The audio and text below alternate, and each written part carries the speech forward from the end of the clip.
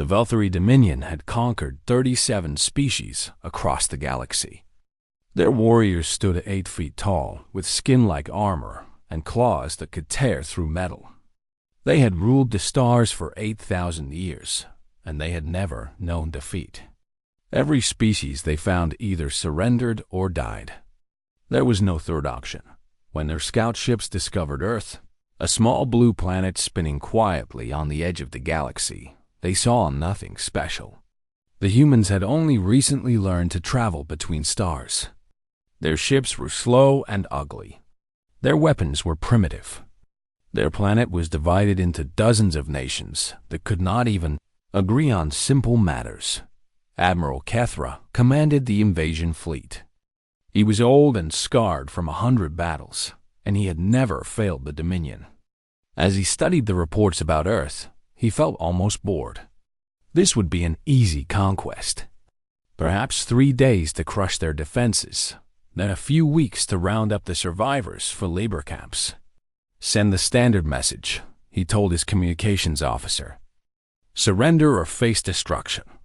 Give them 48 hours to respond. The message traveled across space at the speed of light. It arrived on Earth at 3 in the morning, received by a satellite station in Australia. Within minutes, it had been forwarded to every major government on the planet. Commander Lisa Grant was sleeping when her phone rang. She was 43 years old, with gray streaks in her dark hair and tired lines around her eyes. She had spent 20 years in the United Earth Defense Force, preparing for a day she hoped would never come. Now it was here. She listened to the translation of the alien message, her face showing no emotion. When it finished, she sat in silence for a long moment. "Get me General Marcus Cole," she said finally, "and activate Protocol 7. General Cole was already awake when the call came. He was a big man with a shaved head and hands that looked like they could crush stone. He had fought in 3 wars before joining the UEDF, and he understood something that most people did not. Humanity's greatest strength was not its technology or its resources. It was its capacity for violence. How long do we have?" He asked Lisa. 48 hours before they expect an answer. Based on their fleet's position, maybe 72 hours before they can reach Earth. That's enough time. Cole pulled up a classified file on his computer. Wake up the sleeping giants. Across the planet, in places that did not appear on any map, things began to happen. In a bunker beneath the Rocky Mountains, lights flickered on in chambers that had been dark for years. In a facility under the Pacific Ocean, machines hummed to life. In bases hidden in deserts and jungles and frozen wastelands, soldiers received the call they had trained their entire lives for. These were not ordinary soldiers. They were humanity's deadliest forces, men and women who had been selected, trained, and enhanced to be perfect killing machines. They had no fear. They felt no mercy. They existed for one purpose only: to destroy any enemy that threatened Earth. Sergeant Danny Ortiz was one of them.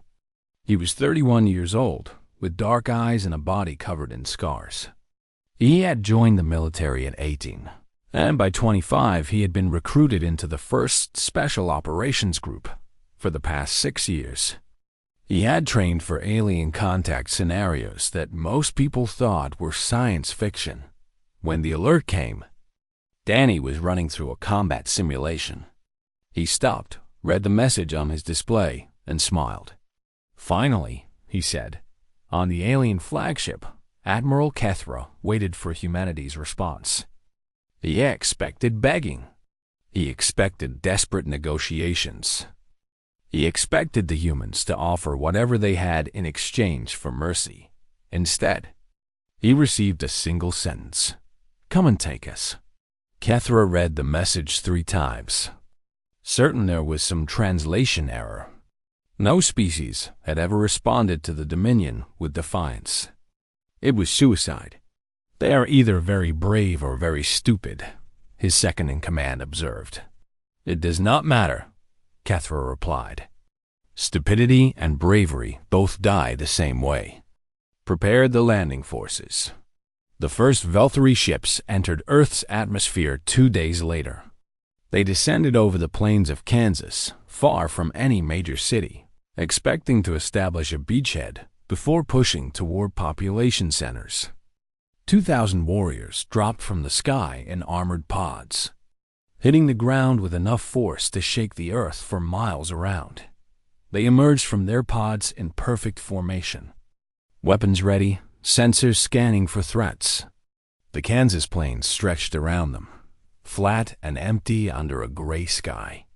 There was no sign of human resistance. Then Danny Ortiz opened fire. He was hidden in a shallow trench 300 meters away, along with 12 members of his squad. They wore black-powered armor that made them stronger and faster than any normal human. Their weapons fired rounds designed to pierce alien armor. The first volley killed 40 Valkyrie before they even knew they were under attack. The aliens reacted with trained precision, spreading out and returning fire. But Danny and his team were already moving, flowing across the battlefield like shadows. They did not fight like the aliens expected. They did not form lines or hold positions. They attacked from every direction at once, appearing and disappearing, killing and vanishing. The Valkyrie had conquered 37 species.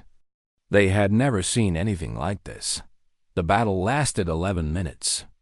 When it ended, 2,000 alien warriors lay dead in the Kansas dirt.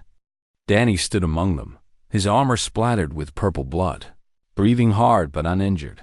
He keyed his communication unit. Wolfpack actual. Landing zone secured. 0 friendly casualties. Requesting pickup for analysis material. On the flagship, Admiral Kethra watched the tactical feeds in stunned silence. His warriors, the finest soldiers in the Dominion, had been destroyed by 13 humans. What are they? Someone whispered. Kethra did not answer. He was beginning to understand that he had made a terrible mistake. The humans were not primitive. They were not weak. They had been fighting each other for so long that war had become part of their blood. And now they had a new enemy to fight. Send the second wave, Kethra ordered, his voice tight. 10 times the numbers. Armor support. Air cover. Everything. He told himself this would be enough. He was wrong. In the facility beneath the Rocky Mountains, Dr. Kate Sullivan watched the battle reports with grim satisfaction. The Special Forces had performed exactly as designed. But she knew this was only the beginning. Is he ready? General Cole asked, standing beside her. Kate looked at the cryo chamber in the corner of the room. Inside, frozen in dreamless sleep, was a man named Jack Reese. He had been the first enhanced soldier, the prototype for all the others. He was stronger, faster, and more deadly than any human who had ever lived. He was also completely insane. They had frozen him 30 years ago because they could not control him. Now, facing extinction, they might not have a choice. He's ready, Kate said quietly. The question is whether we are. The second wave came 3 days later. Admiral Kethra sent 50,000 warriors this time, landing them on 6 continents at once. He deployed armored vehicles, air support, and heavy weapons. He was determined to crush the human resistance with overwhelming force. For the first few hours, it seemed to work. The aliens pushed into major cities, destroying everything in their path.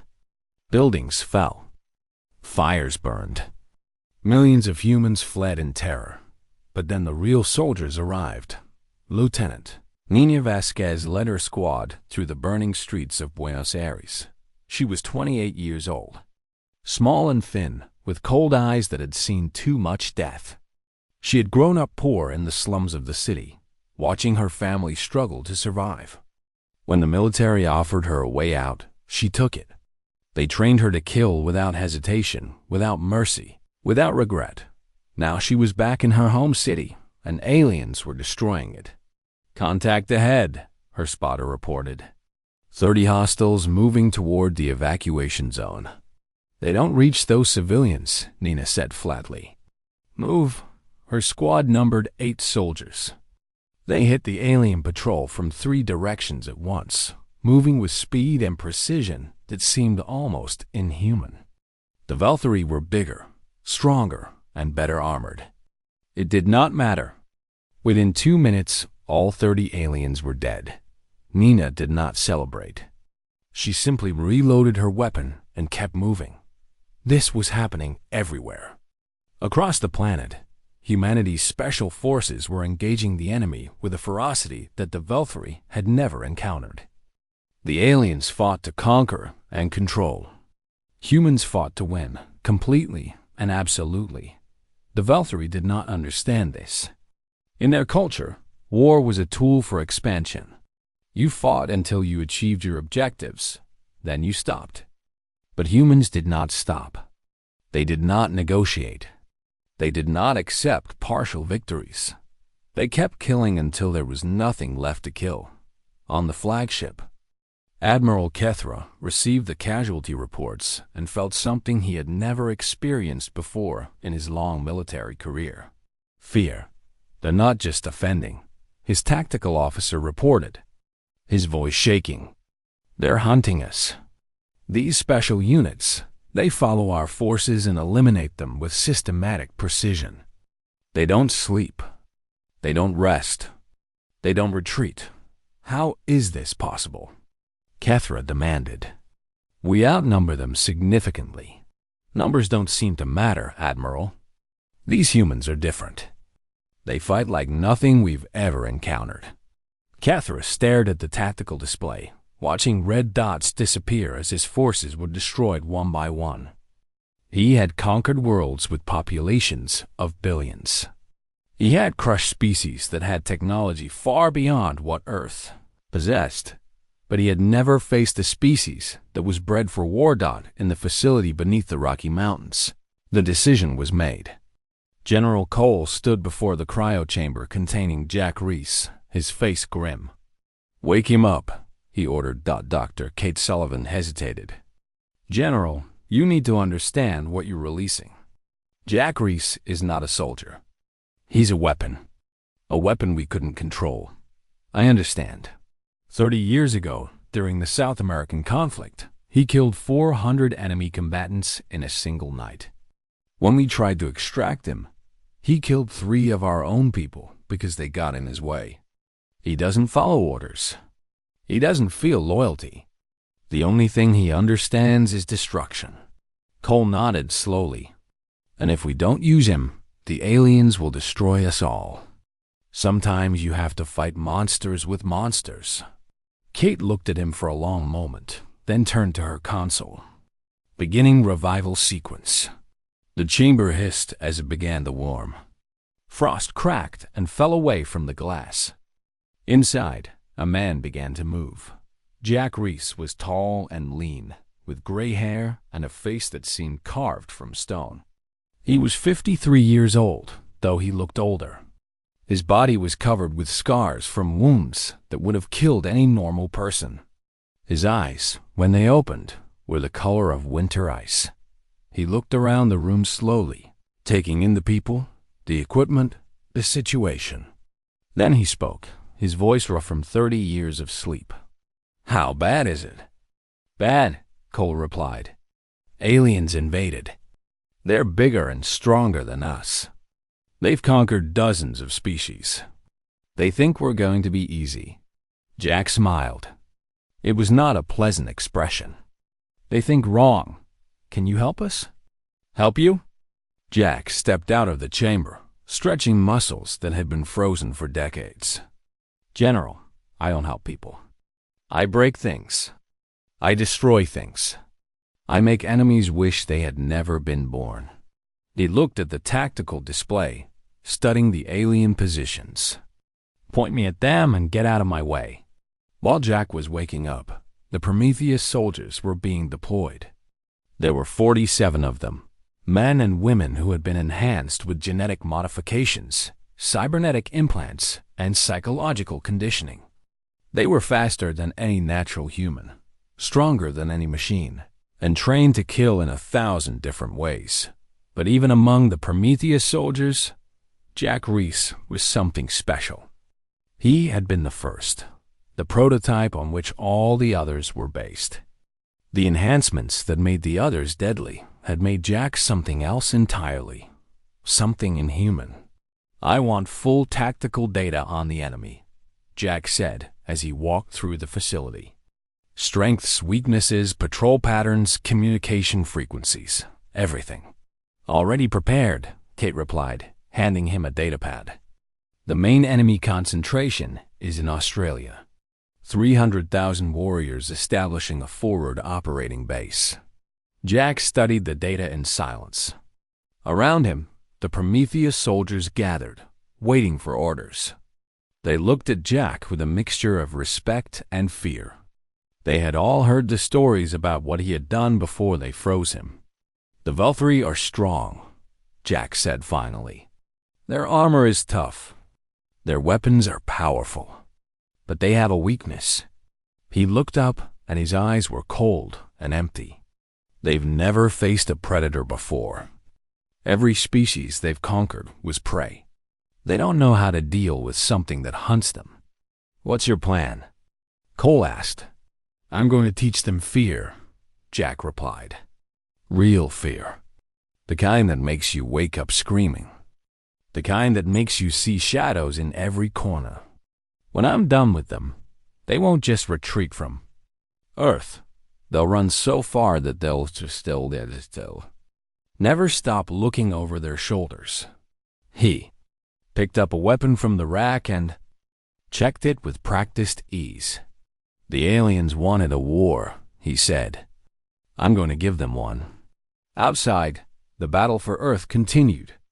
In Moscow, Prometheus soldiers defended the city against a massive alien assault, killing thousands of enemy warriors in a single night. In Beijing, special forces units ambushed alien supply convoys, cutting off their forward elements. In Washington, human fighters engaged alien air support, filling the sky with fire and death. The Valkyrie were beginning to understand their mistake. They had expected to conquer a primitive world. Instead, they had awakened something terrible, and the worst was yet to come. The Australian outback was hot and empty, a sea of red dirt stretching to the horizon in every direction. The Valkyrie had chosen it for exactly this reason. Far from human cities, far from human armies, it was the perfect place to build their forward operating base. 300,000 warriors dug into the desert. They built walls and trenches and weapons platforms. They brought down supplies from orbit and established communication links with the fleet above. Admiral Kethra believed that with enough forces in one place, the humans would not be able to attack them. He was wrong. Jack Reese arrived at midnight. Alone, he moved across the desert like a ghost, invisible to sensors, silent as death. The Valkyrie had guards posted every 50 meters around their base, but Jack passed between them as if they did not exist. He had been designed for this kind of work: infiltration, assassination, terror. The first alien died without making a sound. Jack came up behind him, wrapped an arm around his throat, and snapped his neck in one smooth motion. The body crumpled to the ground, and Jack moved on. The second guard died the same way. And the third. And the fourth. By the time the sun rose, Jack had killed 217 Valkyrie. He had sabotaged their water supply with a slow-acting poison. He had destroyed their communication equipment, cutting them off from the fleet. He had left messages written in alien blood on the walls of their command center. The message read, "We know fear too. We just learned to use it." When the Valkyrie commanders discovered what had happened, panic spread through the camp like fire. Warriors who had never known defeat began looking over their shoulders. Sleep became impossible. Every shadow might hide a human killer. Every moment might be their last thought. This was what Jack did. He did not just kill enemies. He broke them. One human did this? Admiral Kethra asked when he received the report. His voice was barely a whisper. We believe so, Admiral. The attack patterns suggest a single operator with enhanced capabilities. Kethra closed his eyes. He had studied human history during the voyage to Earth, trying to understand his enemy. He had read about their wars, their atrocities, the terrible things they did to each other. At the time, he had dismissed it as primitive savagery. Now he understood. Humans were not savages. They were predators, the most dangerous predators in the galaxy. And they had spent 10,000 years perfecting the art of killing. Order a retreat, Kethra said. Admiral, you heard me. Pull all forces back to orbit. We cannot win on the ground. It was the first retreat in Velthari history, but the humans were not finished. Commander Lisa Grant stood on the bridge of the Earth Defense, Force Carrier Endurance, watching the alien ships pull back toward high orbit. She was exhausted, her eyes red from lack of sleep, but she felt something she had not felt since the invasion began. Hope. They're running, her tactical officer reported. All ground forces are withdrawing to their ships. Then we don't let them leave, Lisa replied. All fighters, prepare for launch. We're taking the fight to them. The Endurance was humanity's largest warship, but it was still small compared to the Velthari cruisers. Its technology was crude, its weapons primitive. What it had was a crew that had trained for years for exactly this moment. And it had pilots like Amy Chun. Amy was 26 years old, with short black hair and quick hands that could make a fighter do things its designers never imagined. Her call sign was Widow, earned during a training exercise where she had eliminated an entire enemy squadron without taking a single hit. She was the best pilot in the fleet, and she knew it. Widow Squadron. You are clear for launch, the flight controller announced. Amy pushed her throttle forward and felt the familiar surge of acceleration as her fighter shot into space. Around her, 24 other pilots did the same, forming up into attack formation. Remember your training, Amy said over the comm. They're bigger, but we're faster. Don't let them get a lock on you. Hit and run, hit and run. The Velthari fleet hung in space ahead of them, massive ships bristling with weapons. Any sane person would have turned back. Amy Chun smiled and pushed her throttle to maximum. The battle that followed would be studied in military academies for centuries. Human fighters swarmed around the alien, ships like angry wasps. They were too small and too fast for the Velthari weapons to track effectively. They darted in, fired their missiles, and vanished before the enemy could respond. Amy led her squadron through the heart of the enemy formation, weaving between ships, dodging weapons fire with moves that should have been impossible. She put 2 missiles into a Velthari cruiser's engine section and watched it explode in a ball of fire. Scratch 1, she reported, already turning toward her next target. The battle lasted 6 hours. When it ended, 30 Velthari warships drifted dead in space. The rest were fleeing toward the edge of the solar system, their crews desperate to escape the humans who had somehow turned from prey to predators. On the ground, the Prometheus soldiers finished what Jack had started. The Australian base was destroyed completely. Survivors were hunted down and eliminated. By the time the sun set, there was nothing left but ruins and bodies. Danny Ortiz stood amid the wreckage, his armor scarred and dented from close combat. He had killed so many aliens that he had lost count. His muscles ached. His head throbbed. But he felt good. This was what he had been made for. Wolfpack actual to command, he reported. Ground operations complete. No surviving hostiles. General Cole received the message and allowed himself a small smile. They had won the first round. But he knew this was not over. The Velthari Dominion had ruled the galaxy for 8,000 years. They would not accept this defeat quietly. What's our next move? Lisa asked when she returned to Earth. Cole looked at the star charts on his display. We don't wait for them to regroup. We take the fight to their territory. With what ships? We lost a third of the fleet in the battle. We're building more. And we have something they don't. Cole pulled up an image of Jack Reese. We have a weapon that makes their entire species afraid to sleep at night. Somewhere in the darkness of space, Admiral Kethra was preparing his report to the Dominion Council. He had to explain how a primitive species had defeated the greatest military force in the galaxy. He had to explain why his warriors were afraid to fight. Most of all, he had to warn them about what was coming. The humans were not going to wait for another attack. They were coming, and they would not stop until the Dominion surrendered or was destroyed. Kethra had seen many things in his long career. He had watched worlds burn. He had ordered the deaths of billions. But for the first time in his life, he was truly afraid. The Velthari Dominion Council met in their great hall, a chamber carved from living crystal that had stood for 8,000 years. The High Counselors sat in a circle, their ancient faces showing emotions that ranged from confusion to rage. Admiral Kethra stood before them, his shoulders bent with shame. He had been the greatest military commander in Dominion history. Now he was explaining defeat.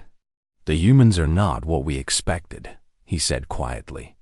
They appear primitive because they have spent their existence fighting each other instead of expanding into space. But this fighting has made them into something we have never seen. They are natural warriors, bred for combat over thousands of generations. One species, the High Counselor said, her voice cold. You had the largest fleet ever assembled, and you lost to one species. Yes, Counselor. Then we will send a larger fleet. We will destroy their world from orbit. We will turn their planet into dust. Kethra shook his head slowly. I do not think that will work. They have already begun offensive operations. Their ships entered our territory 2 days ago. They destroyed 3 outposts before we could respond. The council chamber fell silent. No enemy had ever attacked Dominion space. The very idea was unthinkable. There is something else, Kethra continued. They have a soldier. A single human who killed over 200 of our warriors in one night. He passed through our defenses like they did not exist. Our warriors call him the Ghost. A single human? Yes, but he is not normal. He has been enhanced, made stronger and faster than any natural being. And he is just one of many. The humans have an entire program dedicated to creating soldiers like him. The High Counselor leaned forward. What do you suggest we do, Admiral? I suggest we negotiate. Offer them whatever they want. Because if we continue this war, I am not certain we will survive it. The council debated for hours. Some wanted to fight. Some wanted to negotiate. In the end, fear won. They sent a message to Earth, asking for terms. The response came from Commander Lisa Grant, now promoted to Admiral after her victory in the orbital battle. She was on the bridge of the Endurance, leading the human pursuit fleet into Dominion space. They want to talk, her communications officer reported. Lisa looked at Jack Reese, who stood beside her. The enhanced soldier had not slept since they left Earth. His eyes were red-rimmed and empty, but he remained alert, ready for violence at any moment. What do you think? She asked him. I think they're scared, Jack replied. Good. Scared enemies make mistakes. Should we accept their offer to negotiate? Jack was quiet for a moment. Then he shook his head. Not yet. They need to understand what happens when you threaten humanity. They need to feel real fear. Then we can talk. Lisa nodded slowly. She did not entirely trust Jack. Nobody did. But she understood his logic. The Dominion had ruled the galaxy for millennia. They would not accept defeat easily unless they truly believed they could not win. Continue the advance, she ordered. Target their military installations. Avoid civilian populations where possible. The human fleet pushed deeper into Dominion territory. They struck without warning, destroying bases and shipyards, crippling the Velthri ability to fight back. And always they left the same message behind: surrender now, or face extinction. On one of the conquered worlds, a species called the Karathi watched the human ships with wonder. They had been slaves of the Dominion for 300 years.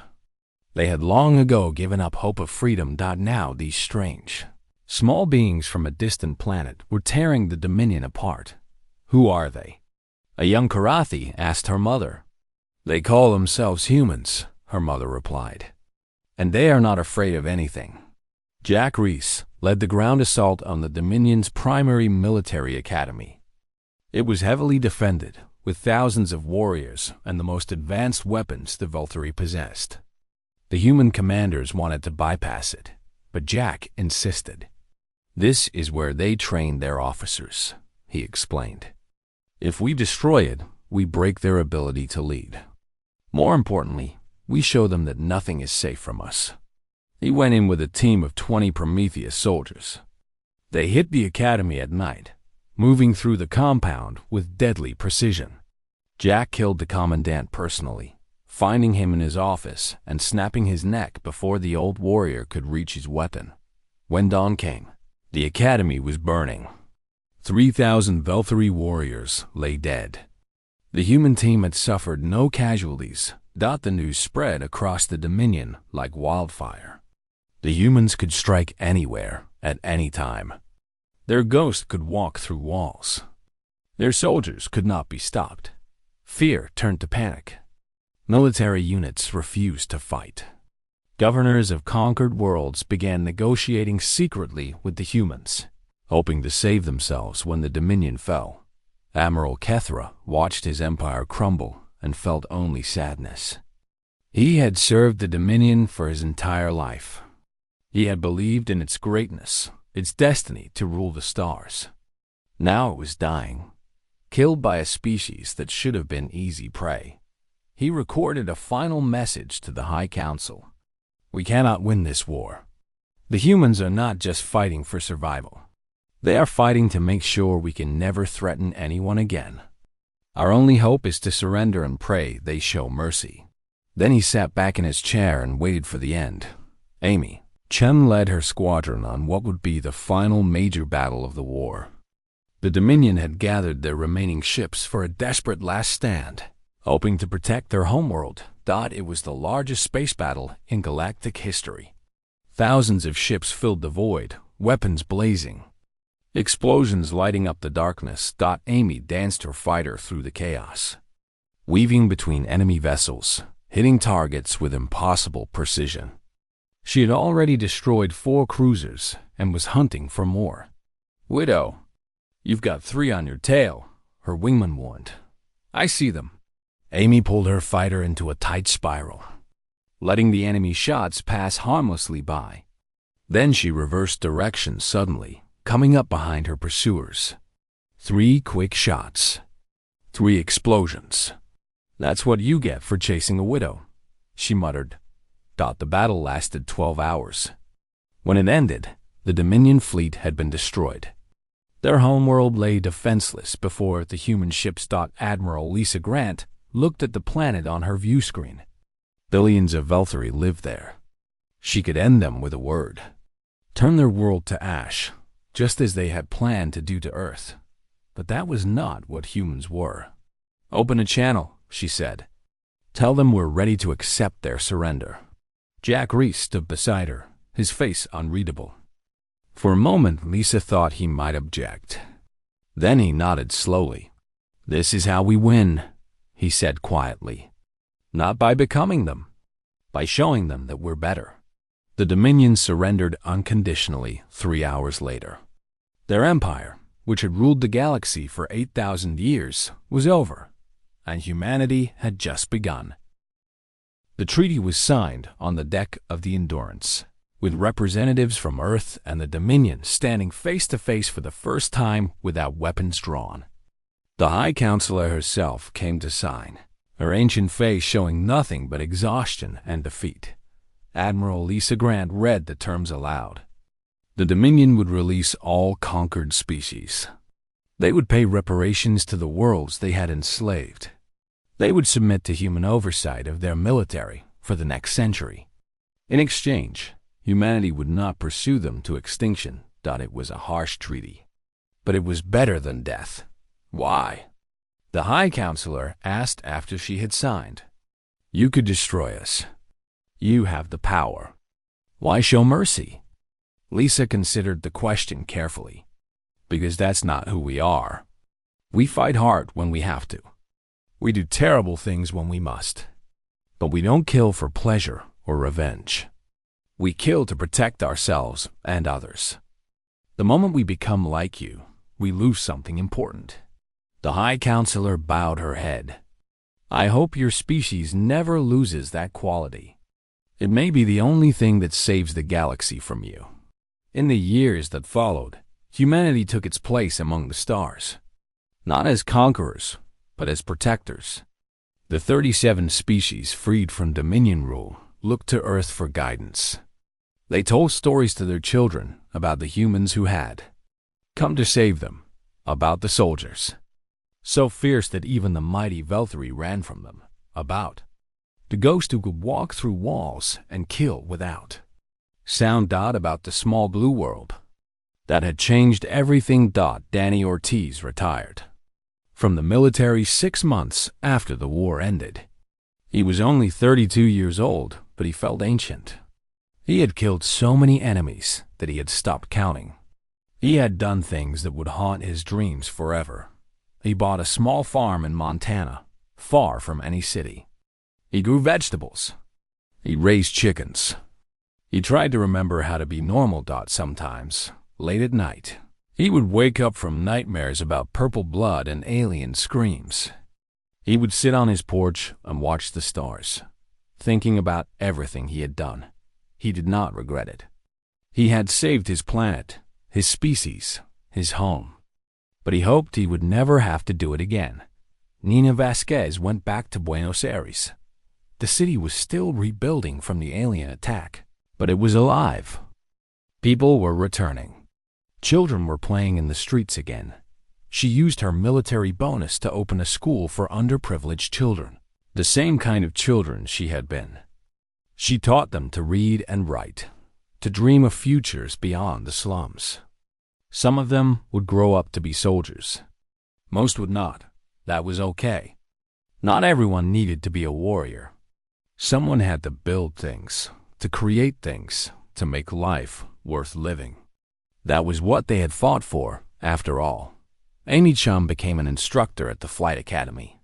She was terrible at it at first. She flew on instinct, on reflexes she could not explain. Teaching others to do what came naturally to her was frustrating, but she learned. She figured out how to break down her skills into steps that others could follow. Her students went on to become some of the best pilots in the fleet. How do you do it? One of them asked her. How do you stay calm when everything is exploding around you? Amy thought about it. You don't stay calm, she admitted. You're terrified. But you use the fear. You let it make you sharp, make you fast. Fear is just energy. You can let it freeze you, or you can let it move you. The student nodded slowly. Is it worth it? The fear, the risk, all of it? Kid, I watched aliens try to destroy my planet. I watched my friends die. I did things I'm not proud of. Amy looked out the window at the stars. But yeah, it was worth it. Because my people are still here. And that matters more than anything. General Marcus Cole stayed in the military.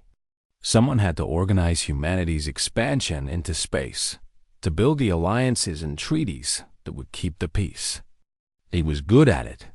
He understood that war was sometimes necessary, but peace was always the goal. Dr. Kate Sullivan continued her research. The Prometheus program was officially shut down, but she kept working on ways to enhance human capabilities. Not for war, but for exploration, for survival, for the challenges that waited among the stars. "We're just getting started," she told anyone who would listen.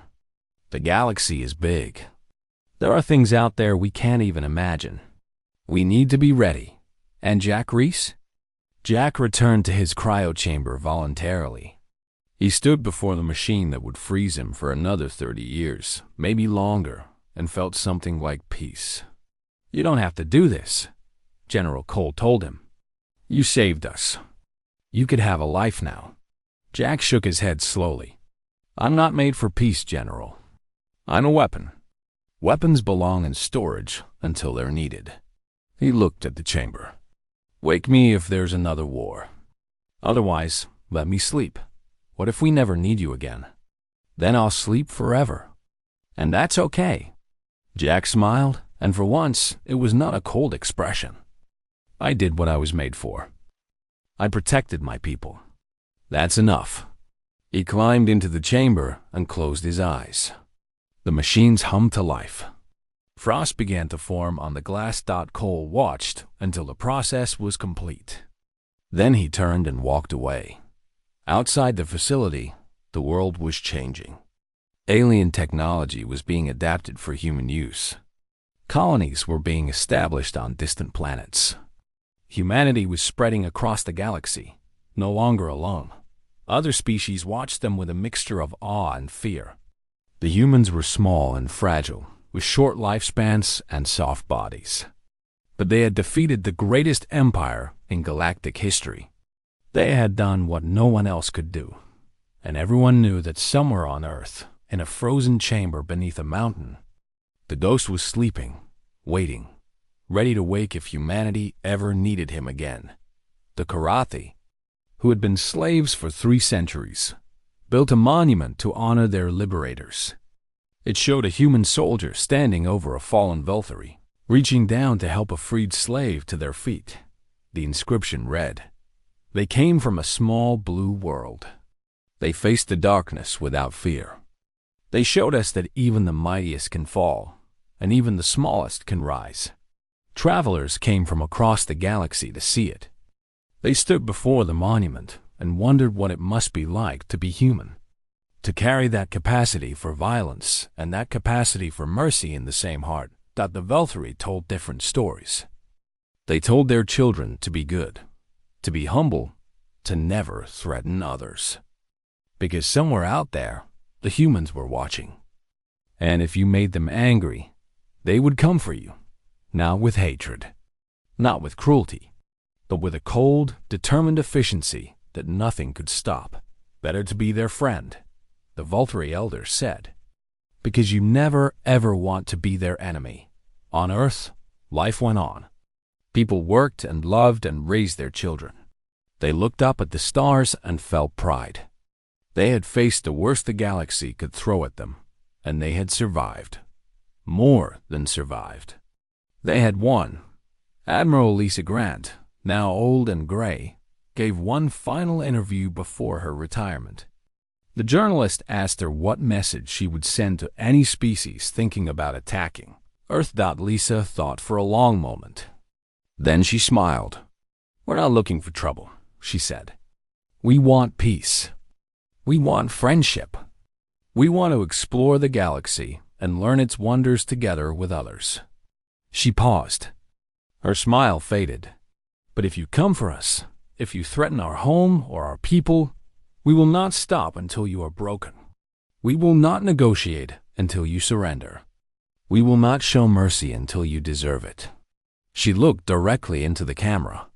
"We are humanity. We have been fighting since we crawled out of the caves.